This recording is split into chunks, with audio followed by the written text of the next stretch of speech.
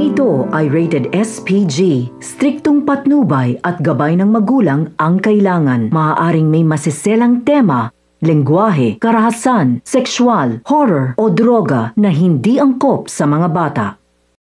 Habang pinagmamasdan ni David ang baril na ibinigay ni Don Julio ay sinabi nga niya sa kanyang sarili na naunahan lang siya ng 2 pulis, ngunit sa susunod umano ay hindi na siya magpapaargabyado kahit kanino man. Habang ang grupo ni Bong ay nakapwesto na kung saan nila titirahin si Congressman Sibilya.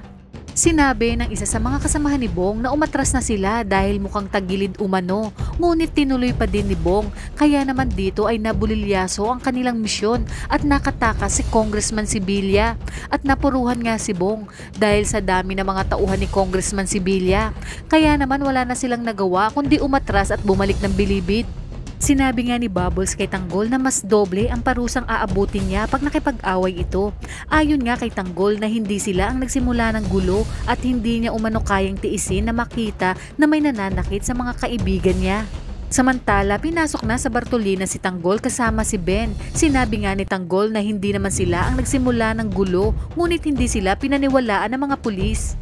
Ang mga dapat nating abangan ngayong Miyerkules, tinanong ni Tess si Rigor kung anong oras na umano ito umuwi kagabi. Ayon nga kay Rigor na umaga na. Ayon pa kay Tess kung marami bang trabaho sa presinto. Sinabi nga ni Rigor kay Tess na wag na itong magtanong. Samantala, si Roda naman ay naging palaboy na lang sa Quiapo. Sinabi nga ni Noy kay Roda na ayan daw kasi dahil pinagbibintangan nito si Tanggol na siyang nagnakaw at tumaksak dito kahit hindi naman ito totoo. At habang ang grupo naman nila Bong ay sinasabon na ni Espinas dahil sa kapalpakan ng mga ito na patayin si Congressman Sibilya.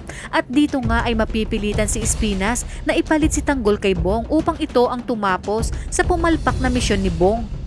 Kaya kung bago ka pa lang sa aking channel ay mag-subscribe ka na at i-click mo na rin ang bell icon para updated ka sa pinakahuling kaganapan sa paborito mong teleserye, ang FPJ's Batang Quiapo. Hanggang sa muli, salamat!